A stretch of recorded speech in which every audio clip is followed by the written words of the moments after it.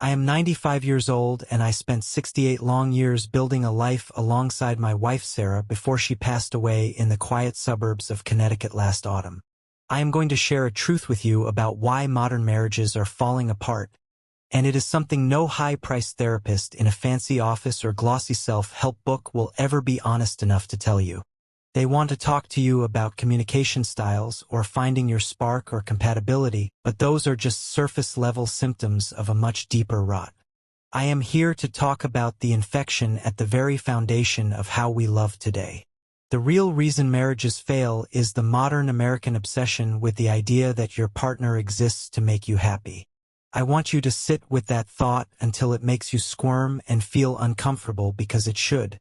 Your entire generation has been sold a bill of goods that the purpose of a union is personal fulfillment and finding a missing piece that completes you as if you were born unfinished and it was another person's job to fix your broken parts. That is the most dangerous myth in our culture today, and it is killing families by the millions. Sarah did not make me happy, and I need you to hear that clearly. Sarah did not make me happy because I took care of my own happiness as a grown man should. Sarah made me frustrated when she would micromanage my yard work and tell me I was pruning the hedges the wrong way. She made me laugh until I could not breathe during our long summer road trips down the East Coast.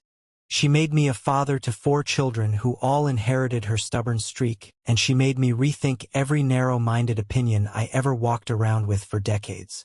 She brought me chicken soup and ginger ale when the flu laid me out for a week, and she made me lose my temper when she would leave the car empty on gas for the 3rd time in a month.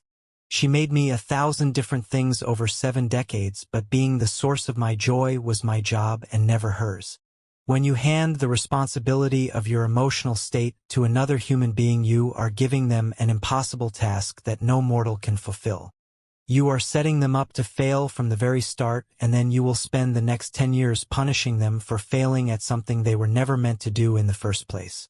That is the tragedy of most modern couples I see today. They are just 2 people resentfully holding each other hostage for not being a fountain of constant happiness that no human being can ever be for another. We got married in 1958 and I was 26 years old, which felt like the right time back then. I was not looking for a soulmate to solve my internal problems or fill a hole in my soul. I was looking for a partner to build with, and there is a world of difference between a soulmate and a builder. Building is hard work that leaves you with calluses. Building is showing up to the construction site when your back hurts and the humidity is stifling and you just want to go inside and quit. It is laying heavy bricks when your fingers are raw and noticing that the person on the other side of the wall laid their row a little crooked. You have to decide right then if you are going to tear the whole thing down in a fit of ego or if you are going to quietly adjust your next row to keep the building straight. That is marriage. It is a lifetime of quiet adjustments to someone else's imperfections so the house does not fall down around you while you sleep. I see young men today coming home from their office jobs and telling their buddies that their wives just do not make them happy anymore, as if she were a faulty appliance they bought at a store. It is a ridiculous and selfish way to look at a human being. If you want permanent happiness, go buy a sports car or see a psychiatrist or look in a mirror. Your marriage is not the problem, but your entitled expectation of it is the problem. You expected a perfect co-pilot, but you got a whole person with their own baggage and their own history and their own annoying habits and their own silent fears they will never fully explain to you no matter how many expensive couples retreats you pay for.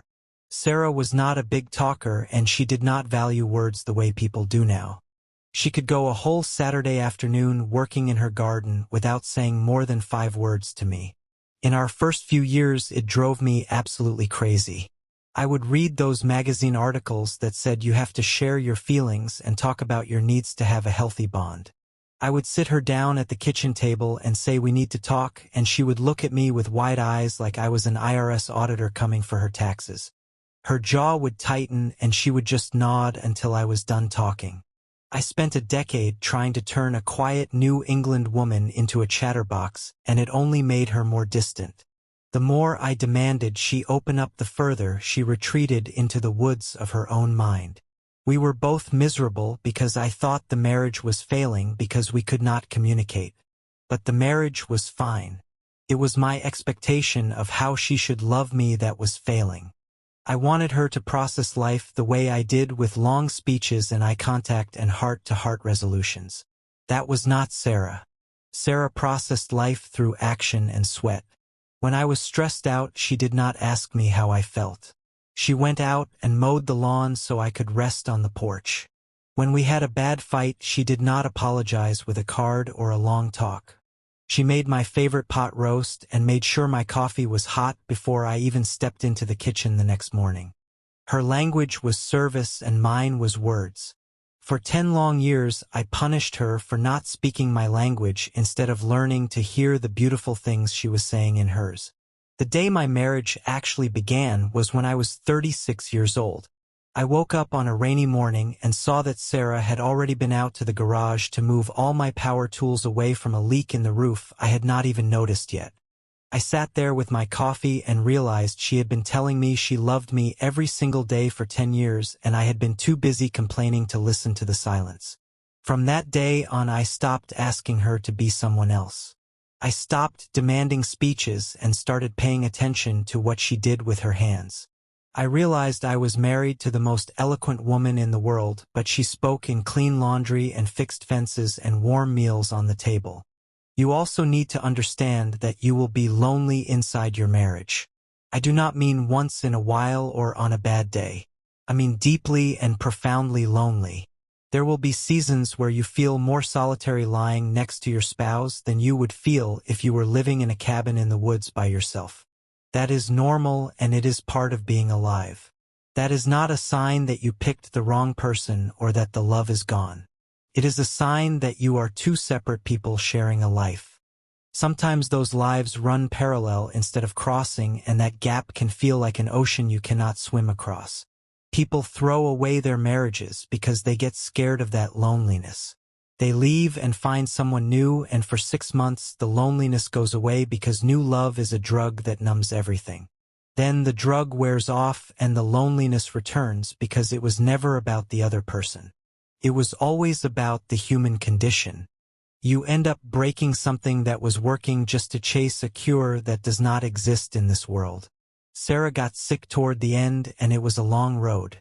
In those final months, she talked more than she had in the previous 50 years combined. She told me things I had waited a lifetime to hear her say. She said she was proud of the man I had become and the family we raised. She said she was sorry for the quiet years when I felt ignored. She said she loved me out loud with her eyes fixed on mine and her voice steady. And you know what I told her? I told her that I already knew. The sharpened tools told me, and the pot roast told me, and the garden told me, and the way she always knew when I needed a quiet room told me. She had been saying it the whole time, and I had finally learned the language. She died on a Monday while I held her hand. Her last words to me were not about romance or grand gestures. She asked if I had remembered to lock the back door. She was taking care of me until her very last breath in the only way she knew how to exist. For everyone listening, stop expecting your marriage to make you happy. Start expecting your marriage to make you grow into a better man or woman. Growth is painful and it is uncomfortable, and it requires you to be honest enough to admit that half the problems in your house are coming from your own mirror. Stop trying to edit your partner to make them more convenient for your lifestyle. Start learning their language. They are talking to you right now through 1,000 small acts, but you are probably too busy talking about yourself to hear them. And stop running from the loneliness. Sit in it and let it teach you something. It will not kill you. When you come out the other side of a lonely stretch with that same person still standing beside you, you will understand something most people die without knowing. Love is not about the absence of loneliness. Love is about choosing exactly who you want to be lonely next to for the rest of your life. I chose Sarah for 68 years, and even the lonely parts were worth it. If this story hit home for you, please subscribe to the channel for more honest reflections on life and what it means to actually stay when things get quiet. Leave a comment below and tell me one thing your partner does that says I love you without saying a word. Share this video with someone who is about to give up on something good because they are chasing a feeling that was never meant to last. Let us get back to building things that stay standing.